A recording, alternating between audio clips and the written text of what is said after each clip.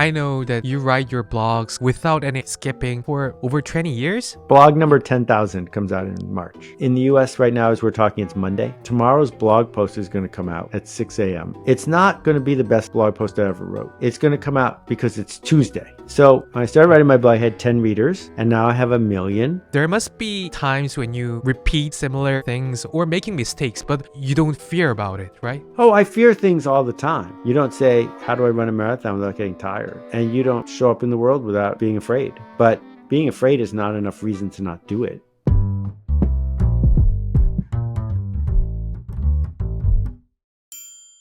안녕하세요. 최성운의 사고실험입니다. 오늘은 세계적인 마케팅 구루 세스 고딘님과 함께하는 인터뷰로 돌아왔습니다. 제가 이분의 책을 처음 읽었던 게 고등학생 시절에 보랏빛 소가 온다라는 당시에 굉장히 센세이셔널했던 책을 읽으면서였는데요. 그때 제가 대학교에 지원을 할 때 자소서에 인상 깊게 읽은 책 3가지를 쓰는 항목이 있었어요. 저는 이제 경영학과였기 때문에 그 세스 고딘의 책을 골라서 썼던 기억이 있습니다. 올해는 세스 고딘의 전략 수업이라는 이름으로 This is Strategy라는 원제를 가지고 있는 책이 출간이 되었고 오늘은 이 책의 출간을 기념해서 인터뷰를 진행하게 됐습니다. 네, 제가 이 책을 읽으면서 느꼈던 거는 이 전략이라고 하는 것이 기업의 전유물처럼 여겨왔던 개념일 수 있는데 개인들로 하여금 자신의 삶의 어떤 철학과 미션을 세우는 것처럼 전략을 가지고 살아가라, 그렇게 해서 변화를 만들어라, 이렇게 촉구하고 있는 그런 내용이라고 보시면 될 것 같고, 읽으면서 들었던 궁금증들 지금부터 진행될 인터뷰에서 많이 여쭤보도록 하겠습니다. 그러면 시작하겠습니다. Hi! It's great to meet you. Just let me introduce myself. My name is Sungwon Choi, and I'm running this podcast called Thought Experiment. Please say hi to our subscribers and your Korean fans. Oh, well, Sungwon Choi, thank you for having me. It's great to be wherever I am right now. I guess I'm here and there at the same time. Yeah. And so many great, hardworking, inspired, creative people in Korea. It's a pleasure. Thank you. And I remember the day when I read The Purple Cow is Coming. When I applied to the college, the application requires to write 3 inspiring books, and your book is one of those 3 books. And it's really a pleasure and also really surprising. Finally, I meet you, like in person. Yeah. Well, you're very kind. Thank you. Yeah. And I'm happy to talk about whatever's on your mind. In this interview, we'll discuss about your new book, This is Strategy. So can you tell about your intention about writing this book? The problem with strategy is that Yeah. people think they know what it is, but they don't. And my purpose here is to change the way people think about the entire category. So it's not a how-to manual, it's not step-by-step or filled with bullet points and tactics. Strategy is a philosophy of becoming. It's about what is the work you seek to do? What do you want to have happen? Where are you going? What change are you trying to make? And what I have found with people in Korea is it's really resonating with them, because when I was born in 1960, Korea was the 5th poorest country in the world. In my lifetime, it has developed to become one of the richest countries in the world. How did that happen? Well, it happened because a central authority decided to industrialize, to create a culture and a system where people would become very focused and efficient at making things. And the problem now is you can't keep doing that and expect to grow again. That growth is going to come from creativity, from connection, from inspiration, from doing things that someone didn't tell you to do. And if you've grown up, and in the United States the same is true, indoctrinated into only answering questions that the other person already knows the answer to, you're going to have a problem. I feel like that you try to democratize the concept of strategy, because strategy is kind of a concept usually applied to the kind of organization or company or in a bigger scale, but you really like narrow down it to each individual's lives. Each people can choose what they want to go and what they want to be, kind of thing. It's not what I want, it's what's true. People have that power. They just don't take it. Yes, you're going to go to your job. You're probably going to be in an organization. But who is determining how you will spend your day? And we can't just say, oh no, I'm going to let my boss decide. That's a choice we each get to make. And the shifts from AI and climate are going to keep magnifying those choices. We are not automatons. If you do a job all day where someone else tells you what to do, they're going to find someone cheaper than you to do it, probably an AI. Can I ask a question in a kind of different sense? many experts, many intellectuals create their own unique terms to convey their knowledge or insights. But you consistently take very common vocabularies like marketing and strategy, remarkable, and give them new meanings. I guess this might be more difficult because it conflicts with people's existing understanding of that vocabulary. So why did you choose this kind of practice? Yeah. It's a great question. It definitely makes my life harder, doesn't it? Yeah. You are correct that language matters a lot. When people talk about freedom, you say, well, everyone knows what that means. But some people, when they talk about freedom, mean I can do anything I want and I don't have to be responsible. And Yeah. some people mean freedom is the art of taking responsibility, that you can do things, but they're on you. The repercussions are yours. If we're just going to keep babbling about words like freedom and they mean two completely different things, we're not communicating. So what I do in my work as a teacher is I try to help us communicate, because if we can't communicate about an idea, we can't understand the idea. So if you read my book about strategy and you disagree with me, that's fine. Now come up with a better definition of strategy, because I went first. I tried to show you what I think strategy is. What do you think it is? And having these conversations is important, because if we don't, then we walk around thinking we understand something, but we don't really. So we could disagree about the meaning of it, but at least we're on the same page and then we can discuss. But before then, discussion cannot be existed. Exactly. And the other one, in addition to marketing and strategy, is education. I've had many conversations with people in Korea. There's so much confusion about what education is, what it's for, how to tell if it's good or not, right? So the rigorous tests that you have to take to be admitted to the next level, why are those tests there? What are they for?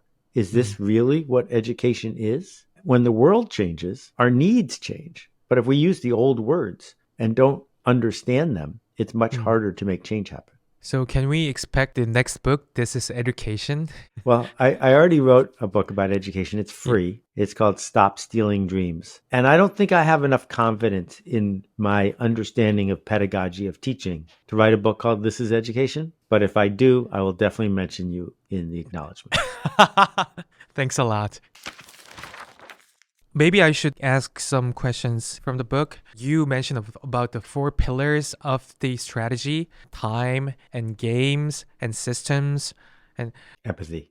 Yeah, empathy. Why do you think those 4 components are most important? Well, they surprised most people, but they were under-discussed.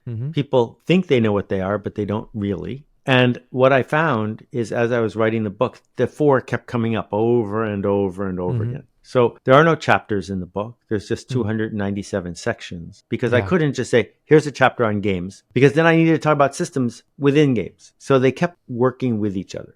So the 4 systems are largely invisible. They are the way we think of things working when we work with other people. In the United States, we drive on the right side of the road. In Japan, they drive on the left side of the road. Yeah. So if I don't understand that and I start driving in Tokyo, I'm going to get in a car crash. That's a system. Games are any interactions between and among people where there is scarcity and outcomes. So it's not just a board game. It's any time we interact. And the reason it's helpful to think of it as a game is because if you make a bad move, it doesn't mean you're a bad person. It just means you made a move that didn't work and you can make it better. Empathy surprises people because it feels like that's about kindness. Yeah. But it's also about realizing that other people are going to make choices that will affect whether or not your strategy works. You know, I have a Kia, an electric car, and the designers of that car understood that they needed to make a car that someone who didn't know what they knew could still drive. So they had empathy for the driver to make it feel normal enough that they could get in an electric car the first time and it would work, right? Then the last one, time, is this really weird idea that right now is different than the right now was a minute ago and different than the right now will be in a minute. It keeps moving, but we always focus on this interaction as opposed to where are we going to be in a year or 5 years? When the Sungwon Choi of 5 years from now thinks of you today, what will they say thank you for? What will they say? Oh, I'm really glad I did that 5 years ago, because that's who we're working for. And if we don't think about that, probably not going to do a good job. So you said that systems are invisible, but when people thought about it deeply and people have some kind of perspective to find out the invisible things to make it visible. So how can we train that kind of ability or perspective? So I think there are two things that we can think about. One of them is we notice systems the most when they are under stress. So for example, if you are living in a place where it rarely snows and then there's a snowstorm and you see how the traffic stops working and you see how the city struggles to deal with it and you see all the things that stop working, suddenly you're going to notice those systems that were invisible because they're under stress. When AI shows up, we see systems under stress because they don't know how to deal with that, right? That idea that we can see it when it changes is part of it. And the other part of it is if you see something in the world that doesn't make logical sense to you. So a simple example, the people at Hermes make a bag called a Birkin bag that costs $30,000 for a purse. And there's a waiting list to buy it. This is completely irrational because everyone who buys one already has a purse. They're not buying it to solve a purse problem.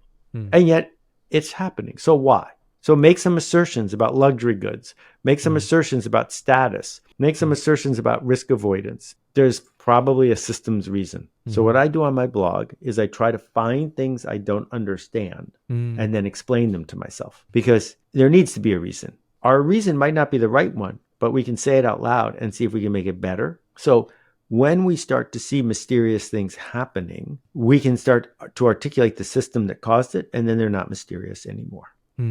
So make our own version of explanation. It could be wrong, but at least when we repeat that kind of routine or practice, it will definitely get better. Yeah. We can make a better explanation. Yeah. Maybe somebody read your book and assuming that they embrace the importance and significance of strategy and those four components, but not everyone is able to make real changes in their life because there are always obstacles to make you get out of your way and distracts you from doing what you planned. So after establishing our own strategy, what should we be cautious about to make a real change? In order to light a fire, you need kindling, dry little sticks that are easy to light with a match. You shouldn't try to start logs on fire if you don't have enough kindling. So we need to think about the fact that even though we can see strategy now and understand it, that doesn't mean you can change everything. Yeah. You need to look at the assets you have now and how big are these logs, this system that you're trying to change. So what we are trying to do by understanding strategy is to make better choices about how we're going to invest our limited time and resources. And so what I'm saying to people is don't try to win the lottery. You don't get tomorrow over again. Invest it in something where your effort is going to be rewarded. So good strategy also means, as you said, it's not a lottery. So the winning probability is also connected to the strategy itself as it has a good value or not, kind of that. Correct. So, my friend Annie Duke used to be the world poker champion. And what she will tell you is that she folds more hands than almost any other player. Oh, really? Yes, because that's how you win at poker. You look at the cards you get dealt and you say, no, I'm not going to play this hand. And even though it cost you a little bit of money, that money would be even more gone if you played the hand and lost. So choosing which hands to play is one of the hardest parts of being great at poker. Well, the same thing is true when we pick a career. The same thing is true when we do a sales call. Where are we going to invest our effort? Which game are we going to choose to play and for what reason? Then some people might claim about there are not enough hands that are given. I have just few hands that I could choose. So what should I do then? Yeah, that's a great question. Many people do not have the privilege that I do. Many people were born with very few resources. But when we focus on the smallest viable audience, that group of people who will give us a chance, then we get a chance to do it again. So I was in a little village. There was probably 2,000 people who lived there. And I was sitting with the leader of a spiritual group there. And he had 14 people who were his followers. And in that village, it was enough. Because if he did a good job, then tomorrow he'll have 16. Each day, he has the chance to do better. If he had sat there waiting until he had the chance for 10,000, It was never going to happen. We must begin where we are, whether it's fair or not, and say, these are the cards I do have. How do I make a contribution so I get to play again tomorrow? You know, for like a decade, there are a concept of lean startup, as you know. I believe the word strategy, it always comes with a pair with execution. And in business, some organizations seems to focus on strategy and some organizations are more like execution focused. And the lean startup is, I guess, they're extremely execution focused. What's your perspective on this relationship between strategy and execution? This is brilliant. I'm thinking hard about what you just said. So lean is a philosophy. It is an approach that brings the creator closer to the market. Put your work in front of people who are going to touch it. Watch what happens and improve it. I think that's a strategy. So I don't think lean is so focused on execution. I think it has rules that make it easy to keep executing, but it's strategic in the sense that it says we're the kind of organization that is going to improve because we have traction with customers, right? That companies that say they focus a lot on strategy are probably focusing a lot on tactics. Getting your strategy right is the work of just a couple people. And then you have to communicate it to the folks who are going to invent the tactics. So what is Microsoft's strategy? Their strategy for most of their time, except when Steve Ballmer was wrecking the company, was nobody ever got fired for buying software from Microsoft. That was strategy. So as long as they were making software that was pretty good, well supported, with lots of salespeople, didn't matter if it cost a lot, it didn't matter if it was cutting edge. If companies embraced the Microsoft standard, they were going to do fine. That's the whole strategy. And then there were lots and lots and lots and lots and lots and lots of tactics, right? So if you're having a lot of meetings about strategy, you're probably making a mistake. You need to announce your strategy, make it better, but it's not a committee thing. That's not what's going on here. What's going on here is I have a strategy. My strategy is I'm going to make the most important business podcast in Korea. And I'm going to make that happen over time for the people who are listening to it, playing a game with all the other podcasters, seeing the system of podcasting arise. My timing is really good. That's a strategy. That's all you have to say. Now you can have producers and promoters and everybody else supporting your strategy. And that's execution. So you mean it's not kind of mutually exclusive because the good strategy always followed by good execution and it includes the concept of executions. Can I ask you some questions about your personal life or routine kind of that? We'll try. I don't think they're very interesting, so I probably won't answer them, but go for it. Let's see. Yeah, if you find it not interesting, you can skip it. I'm curious about how you personally apply marketing and strategy in your personal life, especially since you are a remarkable product. Yeah, I mean, you produces a lot of books and your blogs. You also shown up for podcasts. So if I'm rude, I'm sorry for that, but that's not rude. Rude is asking me what I had for breakfast because that doesn't matter. I'm very strategic in the way I make choices because I'm the only employee of the whole company. It's just me. I made the decision a very long time ago, for example, that when I did projects, I was never going to be late and I was never going to go over budget. And that has been my reputation for 45 years. And how do you do that? You don't do that by trying harder. You do that by acknowledging if I run out of money or I run out of time, I lose. So you make projects smaller than the budget, not everything you can dream of and then try to find the money later. If you're meeting somebody for dinner at 5:00, you don't make it so that if everything goes right, you're on time. You make it so that you get there an hour early and they have free Wi-Fi, so you just work there instead, right? These are tactics to support a strategy of standing for something. And I guess the last one is this whole idea of sunk costs, which is so hard for people to understand. It's so important. Yeah. If you have a law degree and you hate being a lawyer, if you are living in an apartment that was really hard to get, but you hate living in that neighborhood, if anything in your life that you worked very hard for is no longer serving you, you do not have to accept that gift from the you of yesterday. You can say, thank you, Sungwon Choi, for doing this hard work of building this podcast. And thank you for letting me take it over. But I don't want the podcast anymore. And you can just say, thank you, and stop. Because every day you put more effort into the wrong thing, not that your podcast is the wrong thing, but every day you put more effort into the wrong thing is a day you didn't get to put effort into the right thing. And when did you find that you do the right thing? I mean, when did you feel it? It's not that I found this thing that I was preordained to do. I wasn't. I could just as easily be running a children's summer camp. I could just as easily have a ramen or soba restaurant. There was nothing was written down that said I had to do this. I wanted to be of service. I wanted to be of use. I needed to find a place where someone who had the assets I have could make the impact I want to make. But I got to tell you, if one or two things had been different, I was almost a producer of Broadway plays. I was almost a maker of movies. There isn't a well-lit path here. That's not what I'm saying. That the reason there's so many questions in my book is because there's so many answers. Wow.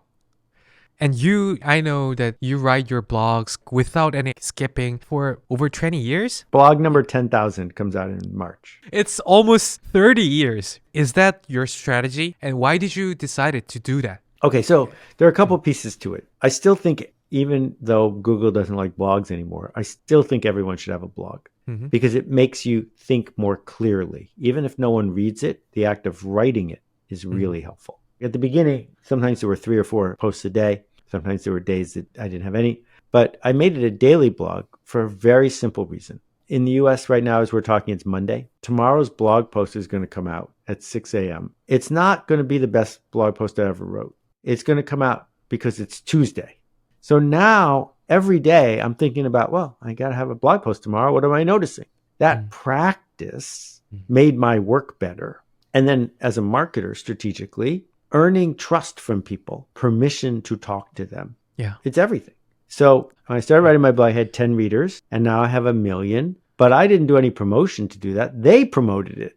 I have no ads, and I don't write it to promote me. I write it to promote them. That has become the narrative. After I got to about 3,000, I was like, wow, I got a streak. I shouldn't break this. So on days when I might not feel like it, I keep going because, like, who wants to break a streak like that? Yeah.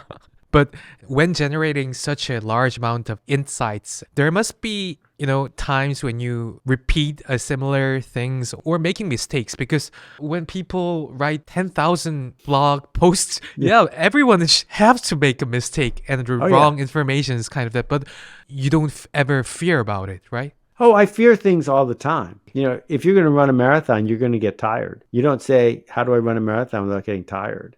And you don't show up in the world without being afraid. But being afraid is not enough reason to not do it. And so the good news about a blog is if I make a mistake, I can apologize. If I make a mistake, I can rewrite it. If I make a mistake, I can say, hey, I made a mistake. And I've made plenty of mistakes. But on average, I think the people who read it think it's still worth reading. I guess there are many kind of students or like younger people ask you for a wisdom, and maybe they could send you an email about asking their personal problems, like, advices. And in general, what do you want to say to them? I don't have the answer to your question. You have the answer to your question. You already know. You're just afraid. You're just staying still because that's what you got indoctrinated to do. You already know. And, my friend Rachel Hollis has a quote of mine in her new book, and it's this. It's pretty trite to say to somebody, what would you do if you knew you could not fail? Because there's so many good ways to hack that question. I'd learn how to fly and do time travel. Now, that's a silly question. But what would you do if you knew you would fail? What's worth doing even though you knew it wasn't going to work? Tell yourself the truth about that. Because if it's worth doing, even if it's going to not work, now you've discovered something. Now go find a strategy to make something like that happen. And you'll know what to do next. And how can we practice that kind of truth-seeking practice? Like, how can we be honest to ourselves? Can you share your personal experience? My best advice is pretty simple. Go find 3 other people. They don't have to be your friends. You can go on Reddit or something else. Go find 3 other people who are trying to deal with the same thing you are, and agree to meet once a week on Zoom and hold each other accountable. Just ask each other hard questions. Tell each other the truth. If you do that every week for 2 months, your life will change. Do not hide from this. If you look somebody in the eye and say, I'm afraid of this, but it's important to me, and they say back to you, your truth will come out. But we're not even having the conversation. I think you need to talk about it. Okay. So this is my last question. After this interview, I'll be announcing our channel's New Year strategy to our subscribers. And what's yours? New Year's resolutions, I think, are a little overrated because they create tension and then the tension goes away. For me, Yeah, it's true. it's the resilience of showing up. Like, I am very grateful to the Seth Godin of 1995 who started a blog. Thank you, Seth, for doing that. Right? That's a long time. It's not the week of New Year's. So my strategy hasn't changed very much in a very long time. My strategy is to earn the benefit of the doubt, to teach, to be of service, to get better at what I do, and to be missed if I didn't show up. And it seems to work. So thank you for your wisdom and your time. And if you have any other comments that you want to leave to your readers in Korea? I guess I'd finish this by saying we need you. We need your leadership, a whole new generation of people to show up and make things better. Don't wait, but be patient. In Korea, as you know, like a few weeks ago, there are some crises of democracy, but Oh, yeah. Here, too.